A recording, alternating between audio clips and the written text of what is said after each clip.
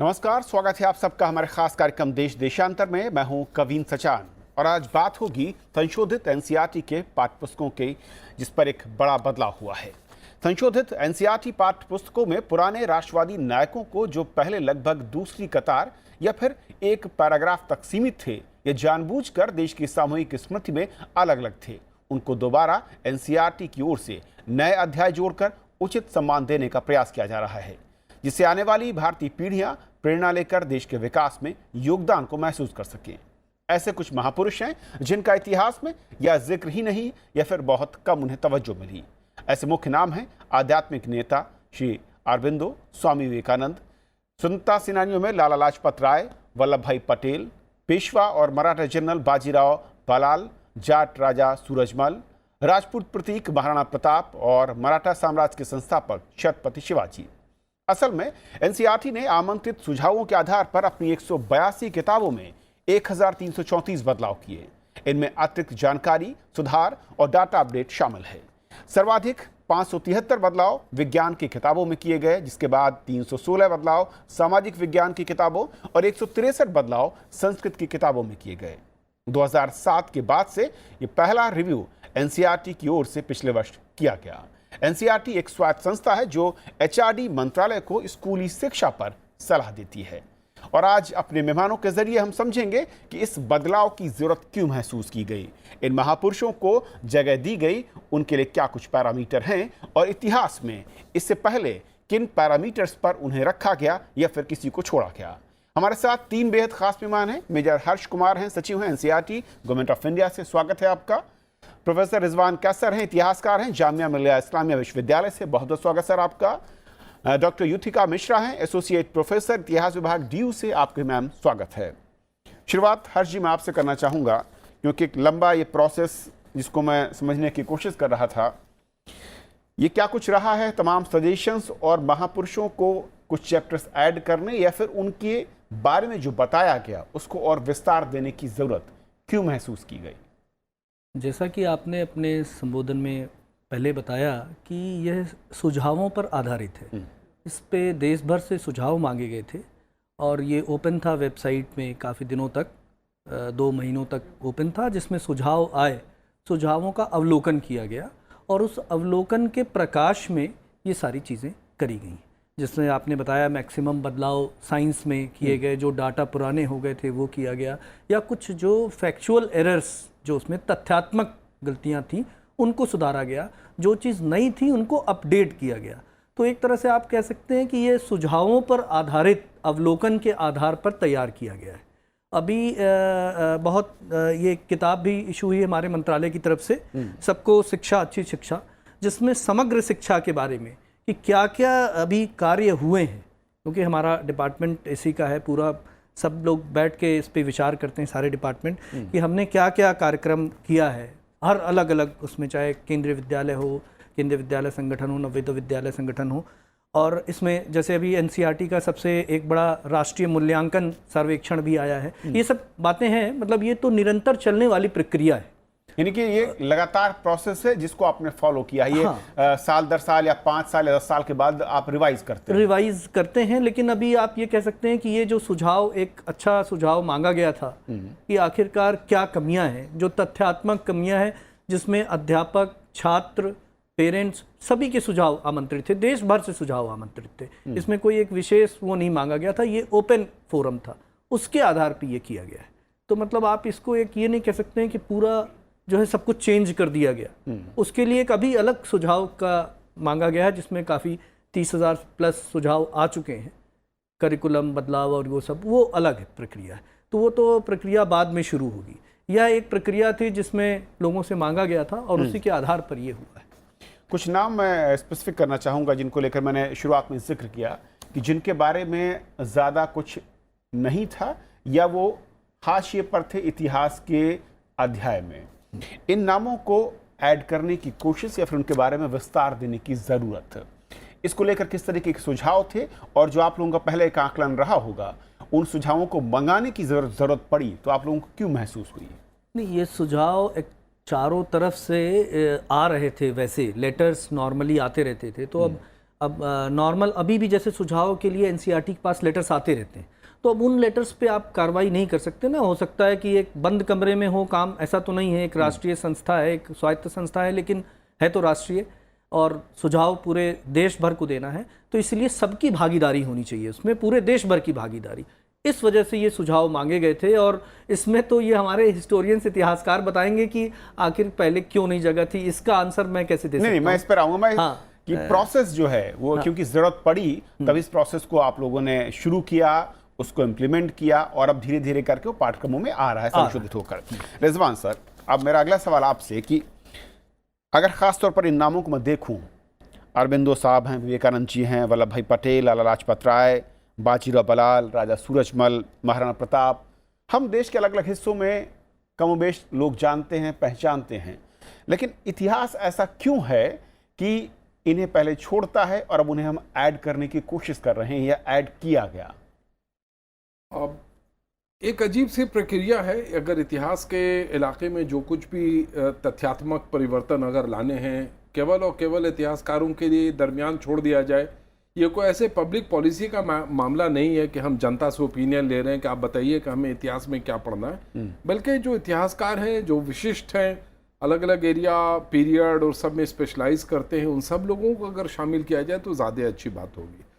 मैं अपने जितने सारे लंबे सारे नाम लिए आपने, अब जैसे कल को मैं एक सवाल ऐसे उठाना चाहूँ और ये कहूँ कि एनसीईआरटी की किताबों में और दूसरी जो बड़ी टेक्स्ट बुक कॉलेज और यूनिवर्सिटी लेवल पर पढ़ाई जाती है, वहाँ उनके बारे में कोई जिक्र नहीं आता। जैसे मिसाल के लिए बिरसा मुंडा का बहुत बड़ा है।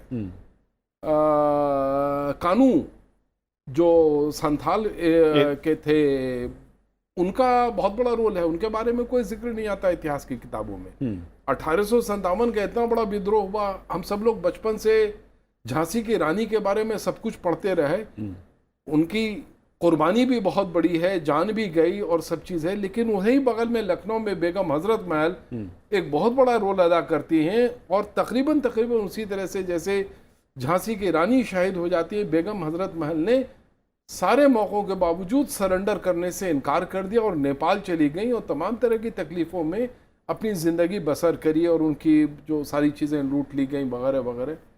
इतिहास एक अपने प्रक्रिया के तौर पर चलता है, कई सारी बातें। अच्छा, ये सारे तथ्य 1857 के निकल के तब आए जब हम 150 वर्ष मना रहे थे 1857 का। तो कई मरतबा क्या होता है कि चीज़ें दब जाती हैं किसी कारण से। हम किसी जगह अगर उठाना चाहते हैं, अगर उसके पीछे केवल वैचारिक कारण है तो फिर हम उसके बारे में भी अलग से सोचेंगे, लेकिन ये सब ऐतिहासिक व्यक्तित्व है और इनके बारे में अगर हम ज्ञान में तथ्य के आधार पर अगर हम ज्ञान को बढ़ा सकते हैं, तो मुझे ऐसा लगता है कि ये काम इतिहासकारों के लिए छोड़ दिया जाना चाहिए। और उस तरह से अगर हम देखें तो हम विषय को और ज़्यादा मजबूती फराहम करते हैं, बजाय इसके कि उस विषय को। मैं आपके पास जा रहा हूँ, लेकिन एक रिएक्शन चाहूँगा कि जो बात रिजवान साहब ने कही, उससे ऐसा लगता है कि क्या, क्योंकि इतिहास तो है, हर किसी का इतिहास, सवाल ये है कि उसे परोसने या रखने वाले क्या उसके साथ न्याय नहीं कर पाए, या फिर वो नज़रिया नहीं था, या वो नज़रिया कहीं किस खास लोगों तक सीमित था, ये वजह है, इसलिए ऐसे नाम छूटे? आप कह सकते हैं। यहाँ हमें शायद इतिहास की परिभाषा जानना भी जरूरी है, इतिहास क्या है, मतलब उतने गूढ़ विषय में न जाएं। प्रसिद्ध इतिहासकार थे प्रोफेसर रामशरण अग्रवाल जी, उन्होंने कहा था इतिहास लोगों की आत्मा है। मतलब ये सिर्फ फैक्ट्स नहीं है, फैक्ट ये कहते हैं ना हिस्टोरियन एंड हिज फैक्ट्स, ऐसा नहीं है। मतलब लोग क्या, जैसे सर ने भी बताया, बहुत सारे विचार सुझाव आते रहते हैं एनसीईआरटी में। थोड़ा बहुत मैंने भी वहाँ काम किया, उनके पास लेटर्स आते रहते हैं, ये चैप्टर छूट गया, ये नाम छूट गया, ये तो वो एक प्रक्रिया सतत है।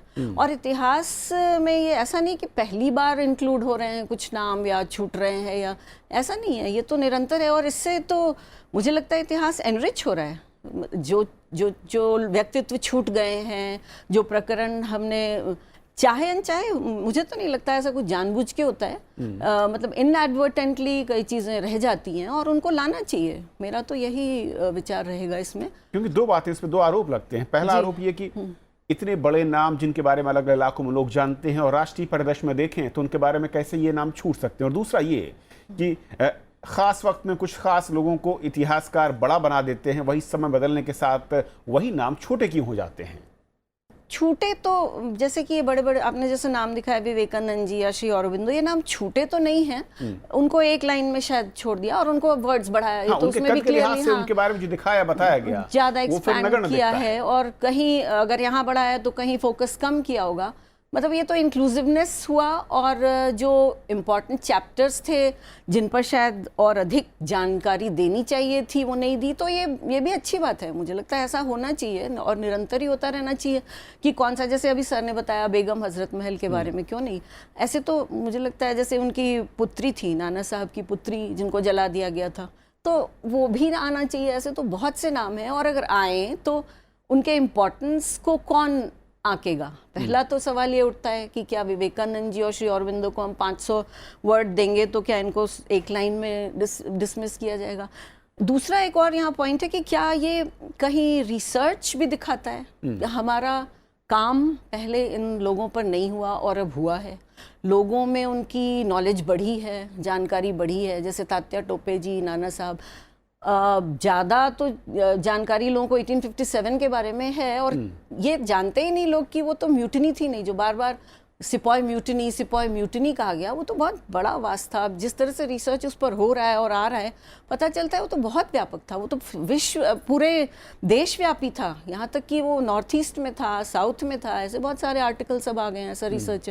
तो उसको लाया जाए, उससे 1857 का पूरा हमारा दृष्टिकोण ही बदल गया, तो उस पर नेचुरली ज़्यादा सामग्री आएगी। ओके हर्ष। हाँ, मैं ये कहना चाह रहा था, जैसे सर ने अभी कहा, रिजवान सर ने, कि इतिहासकारों को ही यह कार्य करना चाहिए। तो मैं आपकी जानकारी के लिए बताऊं सर कि ये इतिहासकार ही करते हैं हमारे यहाँ, यह कार्य इतिहासकार ही करते हैं। सुझाव, और सुझाव ऐसा नहीं कि किसी से भी मांग लिए गए, जो व्यक्ति सोच रहा है, जो पढ़ रहा है, या जो अध्यापक है या पेरेंट है वो भी पढ़ा लिखा है। और दूसरी बात, जो इसमें रिसर्च किया है, धन्यवाद देना चाहिए आपको उनका, रितिका चोपड़ा इंडियन एक्सप्रेस की, जो उन्होंने बड़ा इंटेंसिव रिसर्च किया है। देखिए, ये बात एनसीईआरटी की तरफ से तो आई नहीं है पब्लिक में कि हमने ये कार्य किया है, यह आपके लिए है, पूरे जनता के लिए सामने है। और इसमें यह देखा जाए कि ये किस रूप से किया गया है, किसी वैचारिक कुछ का क्या, हमें अपने पूर्वजों के बारे में जानने का अधिकार है। और जिनका जिनका भी नाम मैडम ने लिया, मेरे ख्याल से वो सारे ही इतिहास में अपना स्थान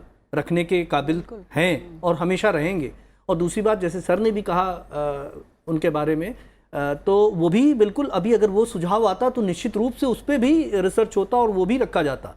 अगर इसमें, मैं इतिहासकार तो नहीं है, दो I have studied, I am a student of history, I have done my graduation in history, लेकिन आप ये बताइए कि क्या हम समुद्रगुप्त द ग्रेट नहीं कह सकते हैं? हमने सिर्फ अलेक्जेंडर द ग्रेट बोला है।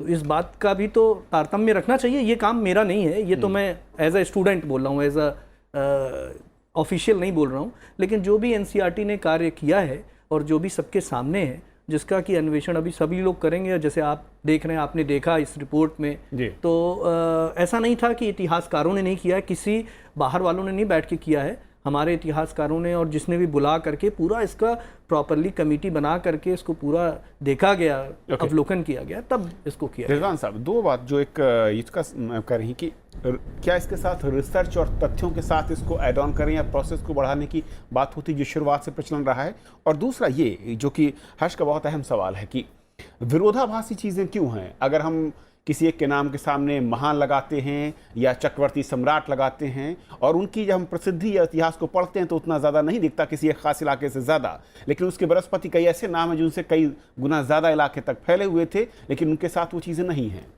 दो बातें हैं इतिहास के बारे में। कहा जाता है कि every history is contemporary history, यानी जो इतिहास लिखा जाता है उसका एक तात्कालिक संदर्भ होता है कि हम क्या इतिहास पढ़ना चाहते हैं, कैसा इतिहास लिखना चाहते हैं, तब वो प्लस जिस अखबारी रिपोर्ट की रितिका का जिक्र आया, उन्होंने जो कंपैरिजन किया है वो एनसीईआरटी के क्लास 5वीं और 7वीं के जो टेक्स्ट बुक्स इन्होंने छापे हुए हैं, वहाँ पर ये जो छूटे हुए जो पहलू थे या जहाँ कोई तथ्य में थोड़ी विकृति रही हो उसको करेक्ट किया, तमाम सारी चीज़ें। मैंने जो अपनी बात कही कि ये तमाम सारे सिद्धू कानू और तमाम सारे लोग बड़े फ्रीडम फाइटर थे, अंग्रेज़ों के ख़िलाफ़ बड़ा मोर्चा लिया। सवाल यह है कि एनसीईआरटी की किताबें इतने छोटे बच्चों के लिए है, क्या इनके लिए आप इतनी ओवरलोडिंग कर सकते हैं कि दुनिया का सारा इतिहास कम से कम पन्नों में और कम से कम शब्दों में आप उनके सामने रख दें? शायद नहीं कर सकते हैं। हम धीरे धीरे उनको तैयार करते आने वाले वक्त में कि ज़्यादा बड़े लेवल पर इतिहास का जो प्रकरण रहा है, जो पर्सनालिटीज़ रही हैं, जिनका जो योगदान रहा है, वो तमाम सारी चीज़ें हम कैसे करें। रही बात कि जहाँ तक वो तमाम सारे पहलू, अब मेरे ख्याल में लाला लाजपत राय के बारे में आप जो भी परिवर्तन करना चाहते हैं, आप ये बताइए कि लाला लाजपत राय का जो योगदान है भारतीय स्वतंत्रता संग्राम में, वो तो मेरे ख्याल में जग जाहिर है। श्री अरबिंदो के बारे में हमें ये बताना चाहिए कि कितने बड़े दार्शनिक थे और कितने बड़े फ्रीडम फाइटर थे, और फिर उसके बाद हमें ये बताना चाहिए कि वो फिर पौंडीचेरी चले गए और वहाँ जाकर के उन्होंने एक आश्रम स्थापित किया और सियासत से वो अध्यात्म की तरफ लौट गए। मुझे लगता है कि ज़रूर ये सब बड़ी हस्तियाँ इतिहास की रही हैं जिन्होंने केवल पॉलिटिकल योगदान नहीं दिया सियासी तौर पर, बल्कि विचारों का एक बड़ा ज़ख़ीरा पीछे छोड़ा है, जिसकी तरफ हम सब लोगों को लौट करके देखना चाहिए और उससे प्रेरणा भी लेनी चाहिए कि ये तमाम सारा है। और इतिहास की किताबों में अगर हम ये सब नहीं डालेंगे तो जाहिर सी बात है कि कुछ चीज़ें छूट जाएंगी। बचपन से लेकर के हम सब स्वामी विवेकानंद के शिकागो की तकरीर और उसके बारे में हम लोग जानते रहे। वेरी अनफॉर्चुनेट कि उनकी ज़िंदगी भी बहुत छोटी थी, बट वेरी फॉर्चुनेट कि उन्होंने दर्शन का इतना बड़ा ज़ख़ीरा हमारे लिए छोड़ दिया। लेकिन सबसे बड़ी बात है कि हमें ये बताना पड़ेगा कि इंसानियत का कितना बड़ा मैसेज स्वामी विवेकानंद ने दिया। हमारे आपके लिए गरीबी और गरीबी को फाइट करना और गरीबों के लिए अपना सारा संसाधन जुटाना, मानसिक, वैचारिक, शारीरिक, श्रमिक, ये सारी चीज़ें, ये प्रेरणा तो हमें लेनी चाहिए। लेकिन एक जो बड़ा सवाल है युत्का जी, जिसकी जब तमाम हम इतिहास की बात करते हैं या फिर तमाम उन नामों की बात होती है, महापुरुषों की नाम बात होती, नायकों की बात होती है, और जो कहा रिजवान साहब ने कि छोटे बच्चे हैं या जिस लेवल तक में ये पढ़ाई, ये बुक्स हैं, टेक्स्ट बुक्स हैं, उन पर हम ज़्यादा लोड नहीं डाल सकते, तो फिर क्या वो पैरामीटर हैं या ऐसे नहीं हैं कि असल में हमें किसे कितनी जगह देनी है और किस लेवल पर देनी है, और जिन नामों को हम देना चाहते हैं, जिनके बारे में बताना चाहते हैं, उसका क्या एक ऐसा पैरामीटर है कि वो उसको कितनी जगह मिलनी चाहिए उन किताबों में, अगर हम अलग अलग स्टैंडर्ड की बात करते हैं? दो बातें कह सकते हैं इसमें। एक होता है फेयर ट्रीटमेंट, जब सबने योगदान दिया है तो सबको जगह मिलनी चाहिए, ये तो है। लेकिन अगर ओवरलोडिंग की बात है तो किस दृष्टिकोण से हम बताना चाहते हैं। आजकल अच्छा है ये कि हम एक दो चीज़ों से जूझ रहे हैं, यूरोसेंट्रिज्म, जो यूरोपीय केंद्रित हमारी सोच है उसको हटाने में लगे हैं, और दूसरा औपनिवेशीकरण, जो औपनिवेशिक दृष्टिकोण एक हमारा विकसित हो गया है। इन दोनों के चलते शायद हम किस चीज़ को पहचानना चाहिए, किस पर फोकस क्या ज़्यादा देना चाहिए, वो पहले हम नहीं समझ पा रहे थे, क्योंकि वो हम पर हावी था वो दृष्टिकोण। उस दृष्टिकोण को हटाने के लिए सभी पाठ्यक्रम, हिस्ट्री तो है ही, बाकी सभी पाठ्यक्रम उस तरफ डायरेक्टेड होने चाहिए, ये मेरा सोचना है। और उसको कैसे किया जाए, ये सब मिल बैठ के सोचें और विचार करें। और जो नए प्रकरण या नए चैप्टर्स आ रहे हैं अभी हमारे पास किताबों में, और जो पब्लिक से आ रहे हैं, जैसा सर ने बताया, तो मुझे लगता है उससे बहुत फ़ायदा ही हो रहा है। लोग जो हमारे एक्चुअल प्लेयर्स थे, जिनके ऊपर हम ध्यान ही नहीं दे पाए, उनको सामने लाने में हर्ज क्या, और उनको परोसने में, बच्चों को उनके बारे में बताने में क्या हर्ज है। उससे हमारा ये हटेगा कि ये क्लाइव था, ये कॉर्नवालिस था, हेस्टिंग्स आया, ये हम ऐसे पढ़ते थे मॉडर्न इंडिया है। अब हम पढ़ेंगे कि नहीं, तात्या टोपे ने क्या किया, नाना साहब कौन से थे, कौन सा राजा था, कौन से ये कानपुर कहाँ सब्सिडरी अलायंस से लोग परेशान थे, कौन से राजा थे, उनको पहले पढ़ा जाए, फिर कौन गवर्नर जनरल था क्या, उसको सेकेंडरी किया जाए। तो ये एक बहुत बड़ा मुद्दा है जिससे पलट जाएगा इतिहास का दृष्टिकोण, और वो करने की ज़रूरत है।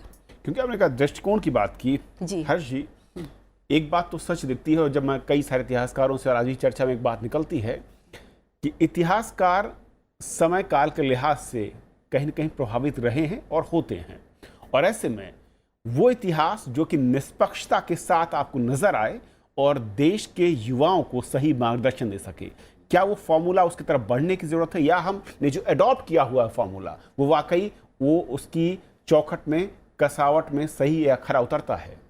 देखिए, मैं इस विषय पे ना तो एक्सपर्ट हूँ, ना मैं बोलने का इस पे मेरे को अधिकार है।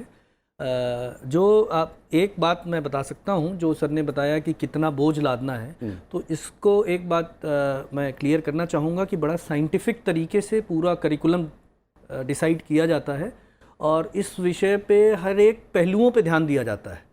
शायद इसीलिए करिकुलम बनाने के लिए या उस पूरा एनसीईआरटी का जो फाउंडेशन हुआ इसीलिए हुआ ही कि किस बच्चे को किस क्लास में क्या पढ़ाना है। और इसके लिए अभी हमने बहुत अच्छा डॉक्यूमेंट भी हमारा आया है लर्निंग आउटकम का, जिसमें कि किस क्लास में बच्चा क्या पढ़ेगा और इसको पढ़ने से क्या सीखेगा। तो ऐसा नहीं है कि कुछ एक्स्ट्रा लादा जा रहा है। और ये एक बहुत अच्छी पहल करी है सरकार की तरफ से। एक और पहल अच्छी हुई है कि फिर से सुझाव मांगा गया कि आप क्या समझते हैं कि इसमें कैसे रेशनलाइज किया जाए। अब यहाँ पे again it is open for all, सबके लिए ये खुला हुआ है। ऐसा नहीं है कि इसमें शिक्षाविद अपने सुझाव नहीं दे रहे हैं, और बड़े बड़े शिक्षाविदों का सुझाव आ रहा है और इनफैक्ट उनको हो सकता है शामिल भी किया जाए। जब उसका फाइनली आउटकम आएगा तो आपको दिखाई पड़ेगा, जैसे आज ये डिस्कशन हो रहा है, जब उसका रिजल्ट आएगा तो भी आप करेंगे इस तरह का, वो भी कुछ अच्छा ही होगा। तो राष्ट्र में सभी लोगों को साथ लेके चलने की भावना से ये किया जा रहा है। और जो बातें आप बोल रहे हैं शायद वो उसमें शामिल हो, और जब सब लोग बैठे, प्रबुद्ध जन मिल के बैठे, तो वो चीज़ सामने आएगी। रिजवान साहब, कोई आखिरी सलाह आपको, ताकि इसको और मजबूती के साथ और निष्पक्षता के साथ हम परोस पाए युवा पीढ़ी के सामने? देखिए, एनसीईआरटी के अंदर से जो आवाज़ निकली वो तो मेजर साहब ने हमारे सामने रख दिया कि जो एक प्रोसेस वो फॉलो करते हैं, जो करिकुलम का पूरा डिज़ाइनिंग होती है, जो कंटेंट का सिलेक्शन होता है, वो तमाम सारी चीज़ें, मुझे ऐसा लगता है कि सारी बातें स्वीकृत हैं। सबसे बड़ी बात है कि हम सब लोगों को, इसलिए कि जाहिर सी बात है कि हिस्ट्री कोई ऐसे मामूली चीज़ नहीं है, इसका बड़ा दूररस तरीका होता है, प्रेरित करता है, कई मरतबा दुखी कर देता है, तमाम सारी चीज़ें। तब वैसी हालत में हमें कोई भी करिकुलम, सिलेबस, टेक्स्ट बुक सारा तैयार करते वक्त हमें ये देखना पड़ेगा कि हम किस दिशा में इतिहास अध्ययन को ले जा रहे हैं, और वो शुरुआती साल के हैं। जाहिर सी बात है कि एनसीईआरटी 12वीं के बाद कुछ भी टेक्स्ट बुक पैदा नहीं करता। उसके बाद हम ये मान लेते हैं कि बच्चा इंटेलेक्चुअली इतना तैयार है कि हम उसे समुद्र में फेंक सकते हैं और फिर अपना वो सिलेक्शन कर सकता है। लेकिन एक आखिरी बात ये कहूँगा कि आज की तारीख में जो हमारा नॉलेज का जो होराइजन है वो हर दिन वो फैलता जा रहा है। जाहिर सी बात है कि आज एक महीने के अंदर हो सकता है कि एक विषय पर 10 किताबें बाजार में आ जाती हैं, और जाहिर सी बात है कि ये इंगित करता है कि हमारा रिसर्च का पहलू बड़े पैमाने पे फैल रहा है। वंस अगेन अपनी बात को दोबारा कहना चाहूँगा, इतिहास के लेखन की प्रक्रिया में कुछ चीज़ें छूट जाती हैं, कुछ चीज़ें ज़्यादा सामने आ जाती हैं। तो मुझे ऐसा लगता है कि इसको बैलेंस आउट करने में हम कहीं दूसरी तरफ फिर न चले जाएं, झुकाव ना हो, झुका न हो। जैसे हम जहां इतने बड़े तमाम सारे राष्ट्रवादियों के बारे में बात करें, तो सिद्धू कानू की भी कहीं बात करें, बिरसा मुंडा की भी बात करें, और ये बताएं कि इन लोगों का भी योगदान है भारत को। और उससे क्या हुआ, ट्राइबल समाज आज बिल्कुल पीछे छूटा हुआ है। ट्राइबल समाज के इतिहास को हम बच्चों तक लाएंगे कि हमारे देश का एक अभिन्न हिस्सा ट्राइबल समाज भी है, और इन लोगों ने भी बड़ा योगदान किया है भारत को आज़ाद कर। चलिए, जिसका जिक्र हर्ष कह रहे हैं कि ये विंडो खुली रहती है, बार बार खोली जाती है, सुझाव आते हैं, और उम्मीद करते हैं कि अगले सुझावों के साथ जो नाम और छूटे हुए हैं, ये रह गए हैं, जिनके बारे में जानकारी बहुत कम दी जा रही है, उनके बारे में भी कुछ बढ़ाया जाएगा, ताकि जो मटेरियल है, जो उनके बारे में इतिहास रहा है, उसको बताया जाएगा। बहुत शुक्रिया आप तीनों मेहमानों का हमारे साथ इस बेहद अहम चर्चा में शामिल होने के लिए। हमारे कार्यक्रम को आप YouTube पर भी देख सकते हैं, www.youtube.com/rajsabha TV/देश-देशांतर पर। अगर आपकी कोई राय या सुझाव है, हमें आप मेल कर सकते हैं dd.rajsabhatv@gmail.com। और अब बात दर्शकों के सुझाव, उनकी राय की। हमारे एक दर्शक हैं देवकी गुर्जर, जो कि 29 मई के कार्यक्रम 3 आसियान देशों की प्रधानमंत्री की यात्रा पर लिखते हैं कि श्रीमान अशोक सज्जनार, जो हमारे की गेस्ट थे इस कार्यक्रम में, उन्होंने लिखा कि बहुत ही साधारण शब्दों में बेहतर तरीके से उन्होंने समझाया। बहुत धन्यवाद सर आपका। हमारे दूसरे एक दर्शक हैं कुमार अभिषेक, जिन्होंने इसी कार्यक्रम को लेकर अपनी राय रखी है कि देश देशांतर कार्यक्रम IAS परीक्षार्थियों के लिए बहुत ही महत्वपूर्ण है, और इतने बुद्धिजीवी लोगों को इस प्रोग्राम में लाने के लिए राज्यसभा टीवी का धन्यवाद। बहुत बहुत शुक्रिया आप दर्शकों का, और आप यूं ही अपनी सुझाव, राय, आलोचना हम तक भेजते रहिए, ताकि हम आपकी उम्मीदों पर खरा उतर सकें। फिलहाल आज इतना ही, नमस्कार।